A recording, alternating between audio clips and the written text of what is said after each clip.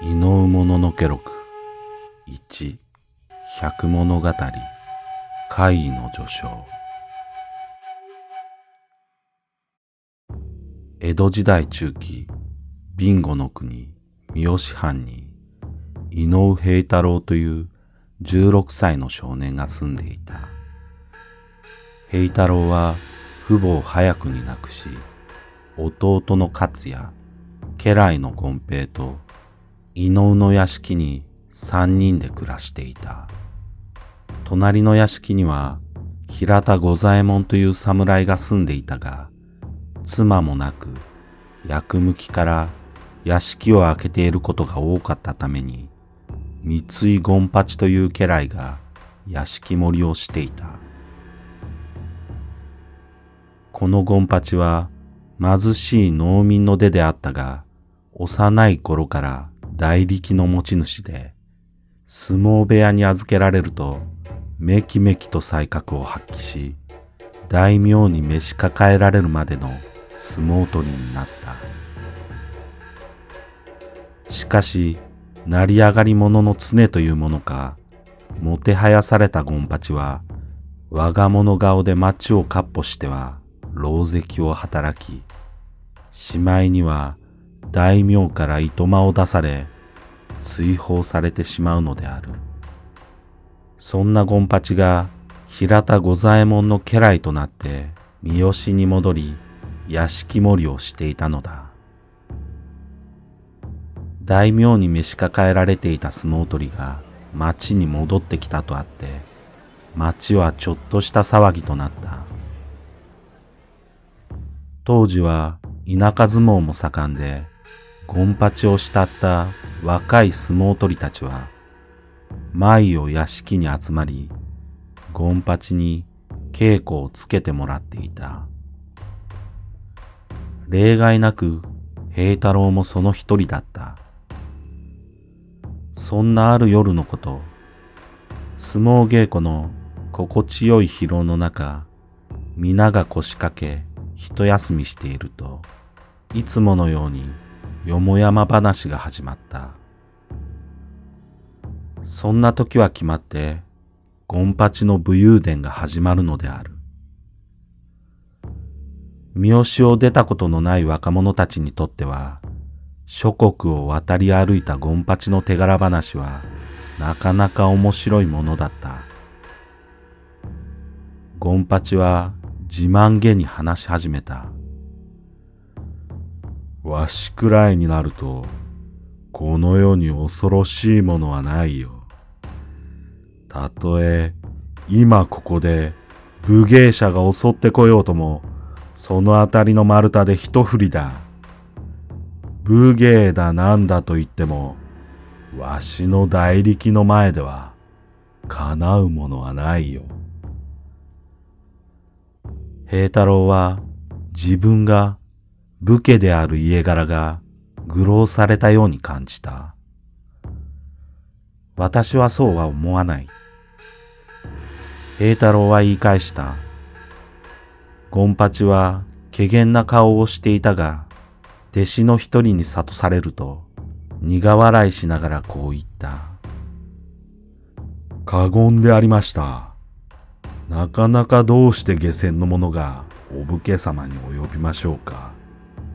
ただ、わしも追いはぎぐらいなら4、5人撃ち殺したことはありますが、他に怖いと思うたことは一度もない。それは本当ですわ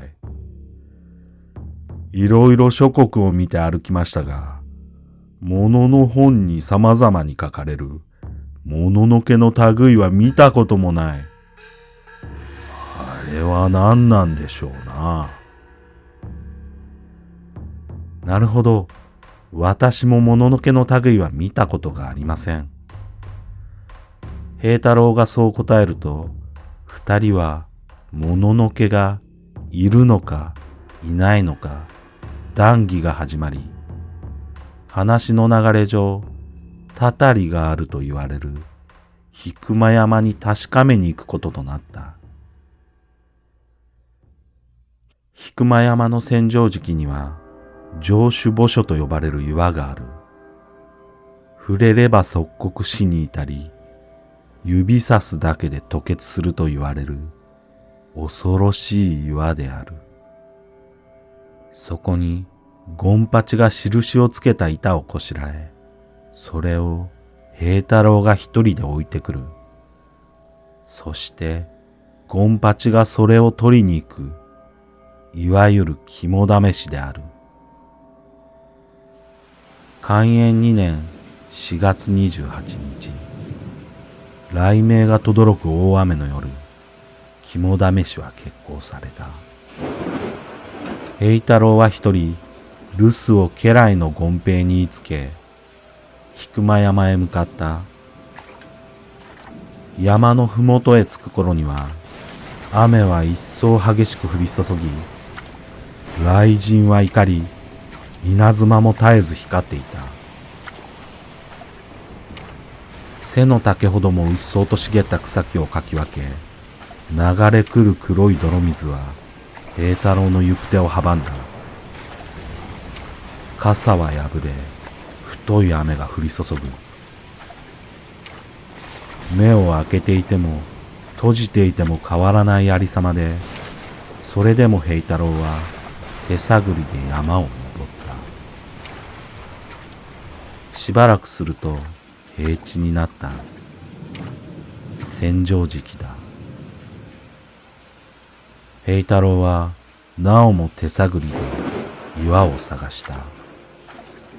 すると4、5尺ほどの岩を見つけた。上首墓所だった。岩は苔むし、ツタが這い、泥の塊なのか岩なのかわからないほどであったが、平太郎は印の板を岩の下に突っ込んで泥水で流されないように石を置くと、ただまっすぐに山を下っていった。平太郎様、平太郎様。闇の中で平太郎の名を呼ぶものがある。家来の権平だった。大雨の中、引間山に出かけたっきり、なかなか帰ってこない平太郎を心配した権平は、養父や親類などを巻き込んで平太郎捜索に出ていたのだ。そうなると心配になるのが権八である。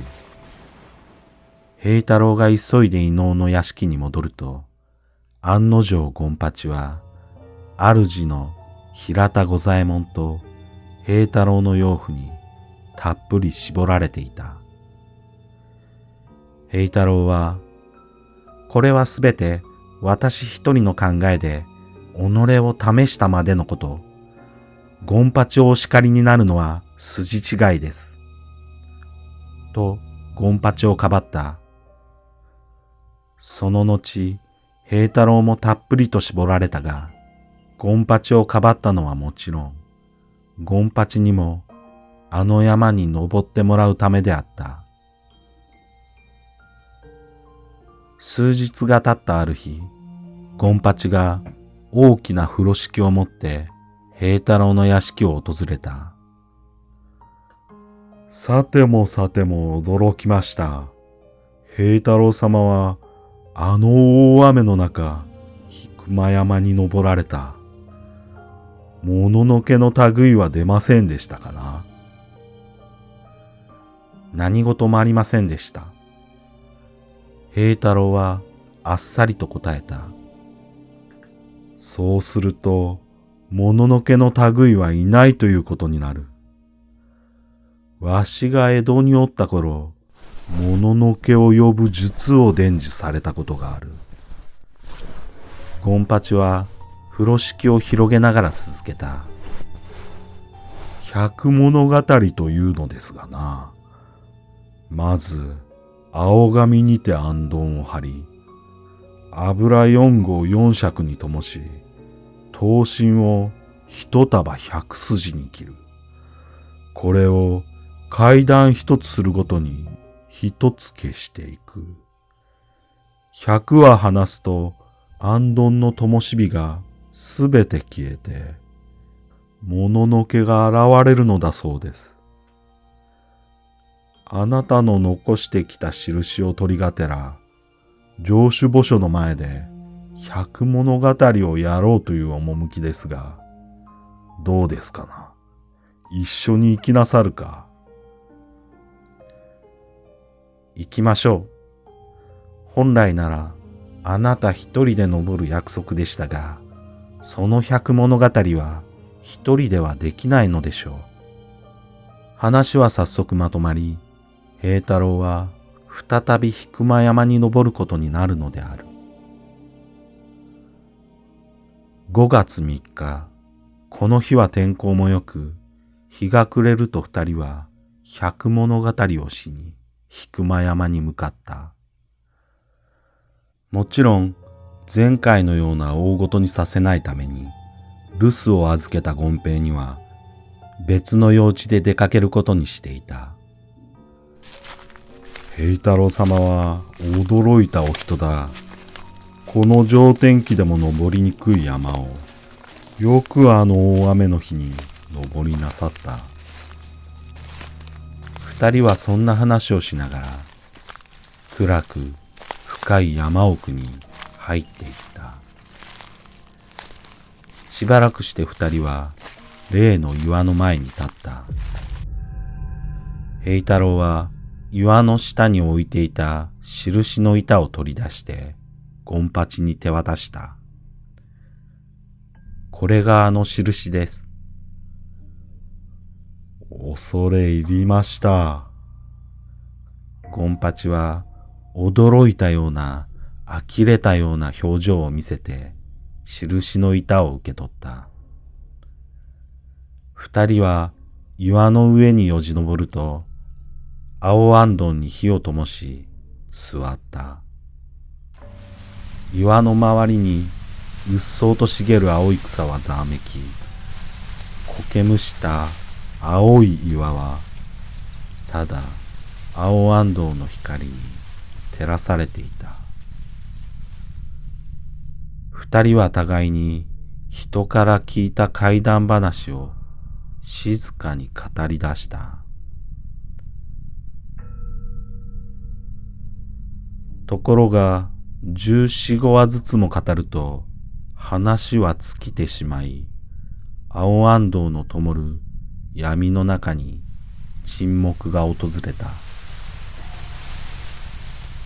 草のざわめきだけが聞こえている。権八が唇を切る。聞き知った怪談がないからといって、このままここで終わらせるのは口惜しい。ここからは作った怪談で語ろうではないか。平太郎もこれに賛成して、ここから二人は作り話をいかにも恐ろしそうに顔を歪め、身振り手振りで語り合った。平太郎が話しては権八が火を消す。権八が話しては平太郎が火を消す。そうこうしているうちに、あんどんの灯火は残り一つとなっていた。最後の怪談を語ると、その灯火は吹き消された。あたりは真の闇に包まれた。すぐそこにいるはずの互いの顔も見えない。ただ吹き抜ける風の音だけが闇の中でうごめいている。二人は黙ったままもののけの気配を探っていた。だが何も起こらない。ほどなくして空が白み始めた。権八が言った。これでもののけはいないとはっきりしましたな。